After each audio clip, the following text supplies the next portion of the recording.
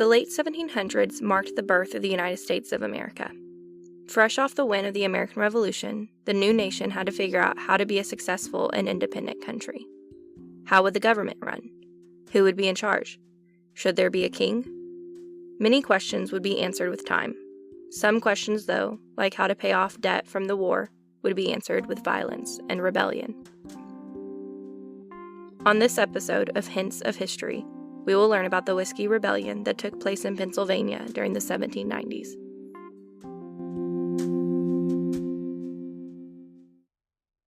In January of 1791, George Washington entered his third year as President of the United States. He set many precedents as the first leader of the free world. He faced many struggles and problems as president of a new nation, one major issue being the crippling debt from the American Revolution. His Secretary of the Treasury, Alexander Hamilton, suggested a tax to help pay off said debt. This tax would be on, quote, spirits distilled within the United States, end quote, and would be on the manufacture of the product, not the sale of the product. Hamilton was a Federalist, meaning he supported more government control and authority, as opposed to Anti-Federalists who did not like the idea of this tax. However, Congress approved the tax and it became the first national internal revenue tax in U.S. history. Many people were not happy with the new tax, specifically the farmers in western Pennsylvania, who relied on whiskey as their way of life, even seeing it as a form of currency. It had become their only means of income, as it was easier to ship east to merchants than raw grain.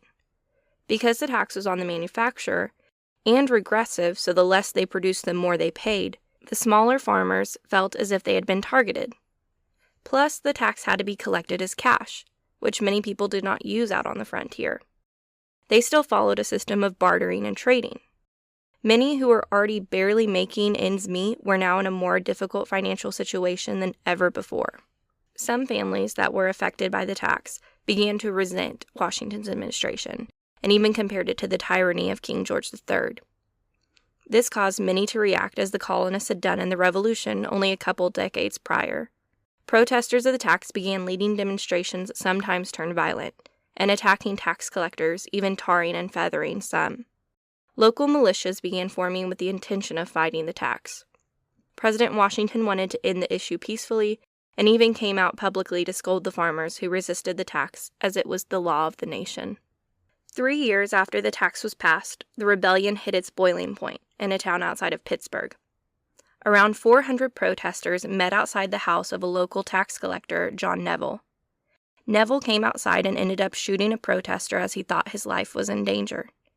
He ran back into his house and had his slaves secure the home. The protesters outside grew to 700 by the morning. Meanwhile, federal soldiers arrived to protect Neville and remove him from his home to take him to a safe location.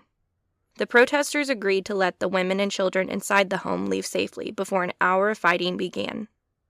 The federal soldiers, Neville and his men, were heavily outnumbered and ended up surrendering. 3 protesters died, including James McFarland, who was one of their commanders as well as a veteran of the American Revolution. In retaliation, the mansion was burned to the ground, and the protesters marched to Pittsburgh a week later to avenge McFarland's death. 7,000 protesters met outside of Pittsburgh and planned to attack the city, so the local government met with the rebels for peace talks while they waited for the national government to step in. George Washington was given permission by the Supreme Court to lead an army to stop the rebellion in Pennsylvania. Almost 13,000 soldiers marched to Pittsburgh under the command of Washington, making this the first and only time a sitting president has ever led troops to battle. Upon hearing of the soldiers coming, most protesters fled the area before the troops even arrived. In the end, no battle took place, and around 20 people were arrested and charged for their participation in the rebellion. 2 were found guilty of treason, however, Washington ultimately pardoned them.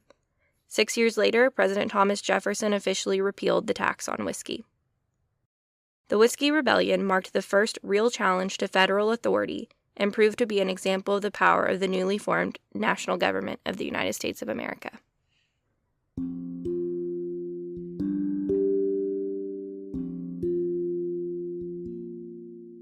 Sources used in this episode can be found at our website, linked in the show notes.